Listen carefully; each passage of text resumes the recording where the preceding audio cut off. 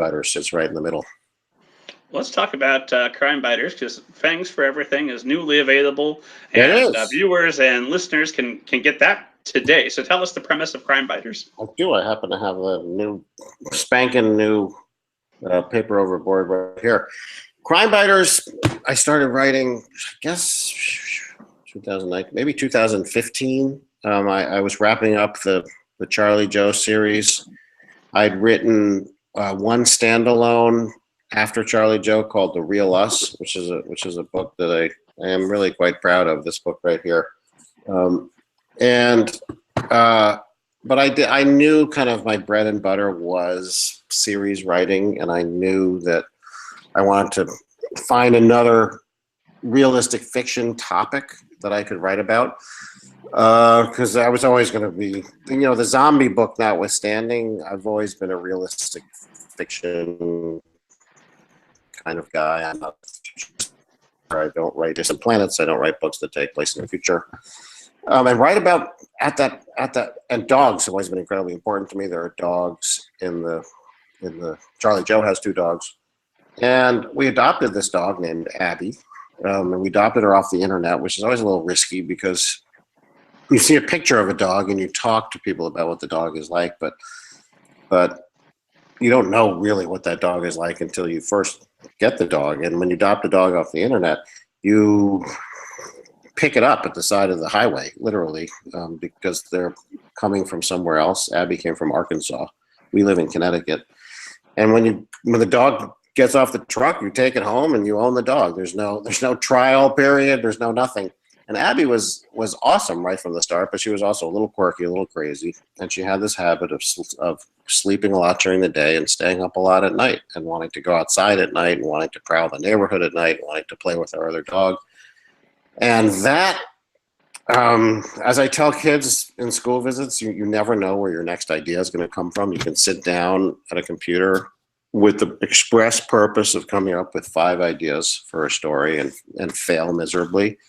And then it can be in the middle of the night, and your dog can be driving you crazy, and an idea pops into your head. And that's kind of what happened with Crimebiters.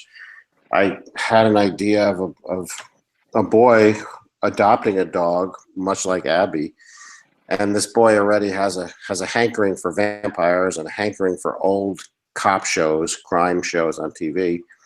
And through the combination of his imagination, his obsessions, and the quirky behavior of this dog, he becomes convinced that she has superpowers, and he ultimately forms a gang with his friends and Abby the dog, and they're called Crimebiters, and they solve crimes and ferret out bad guys in their neighborhood.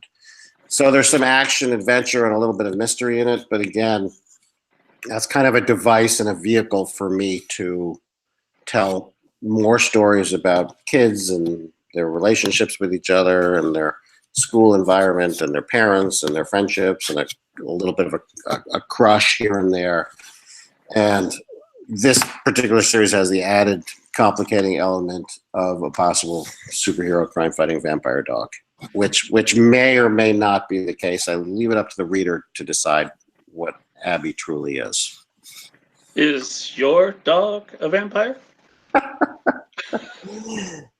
She may be. You know what? I doubt it, but she has all the characteristics that led me to believe that someone could think their dog could be a vampire. She's a night dog. She's got long fangs. She has a streak of black fur down her back that one could say was cape-like. And it was enough for me to say I could see how an imaginative boy could think that a dog like Abby could be a superhero crime-fighting vampire dog. And that was all I needed to kind of be off and running. His friends, Jimmy's friends, right on cue, one of my dogs is barking. Jimmy's friends in the book think he's crazy and just has a wild imagination, and they think it's ridiculous that he thinks Abby has these superpowers, but he remains convinced. And so you see both sides of the story in these books, And my kids, again in the school visit, they want to know. They want to know if Abby is really a crime-fighting superhero vampire dog. And I say, it's up to you. It's up to the reader. As much as I, as a writer, can leave up to the reader, I do it. In the Charlie Joe Jackson series, in the earliest books, I never once said his age, and I never once said what grade he was in.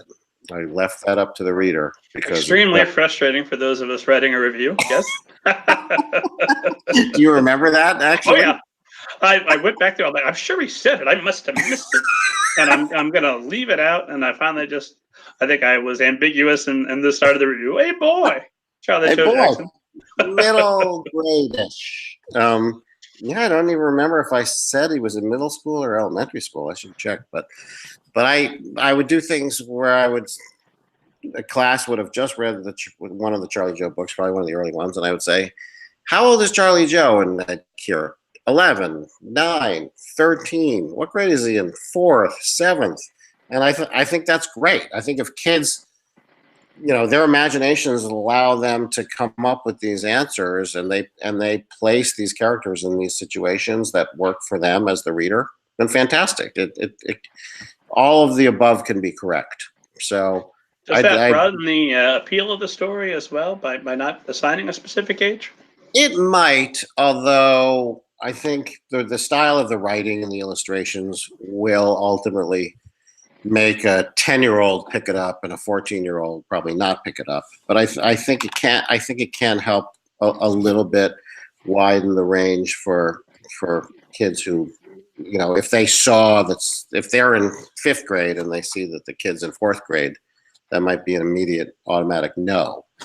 And so if you leave that out, it's more plausible that he can be in 6th grade or 7th grade. And the language that I kind of give these kids, I think the goal is to make it wide enough so that a 4th grader can think he's my age, and a 6th grader could think he's my age, and hopefully that works.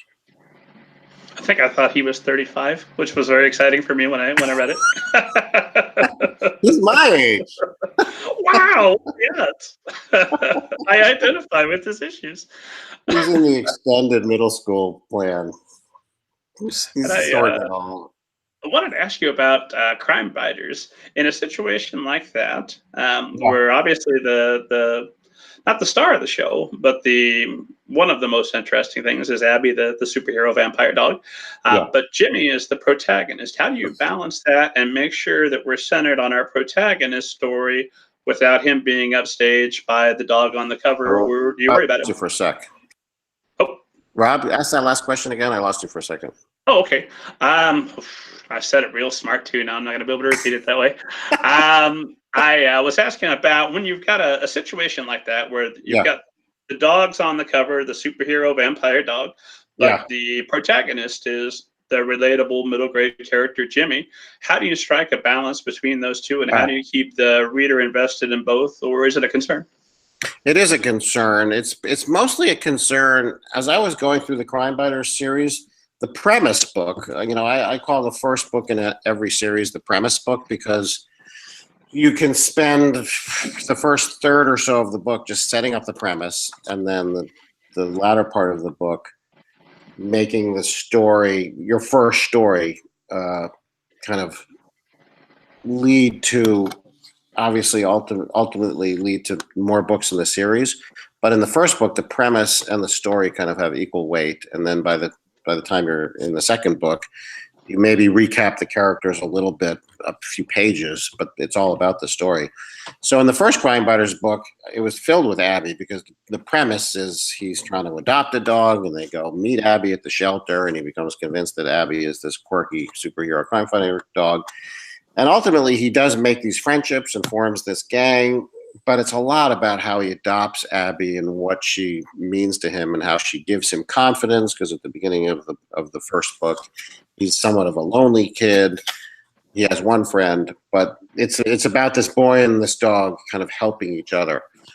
But then by the time in the second book and then the third and the fourth book, you don't have to set up the premise so much anymore. And there's so many characters that I've developed in the series that my my brain and my heart leads me to mostly tell stories about these kids. And so it was something that I had to be consciously aware of to make sure I gave Abby, the dog, enough to do and make sure that she felt like an integral part of the story.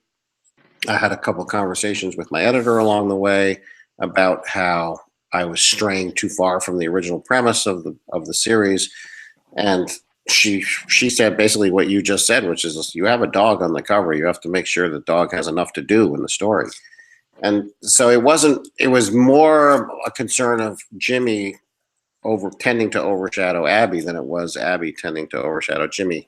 And when I say Jimmy, I don't mean just him. I mean the cast of human characters, his good friend Daisy, his good friend Irwin, the bully Baxter, who becomes a good friend of theirs. All of this stuff ultimately is what I'm most interested in. And Abby, I had to make sure Abby didn't just become a device. I had to make sure she had enough to do.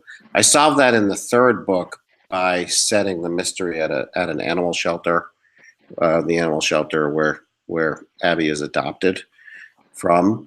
And so I was able to kind of bring the story back to the world of the animals and the dogs. But it was always a concern that I make sure that our cover girl got her due. So I have some questions for the shelter.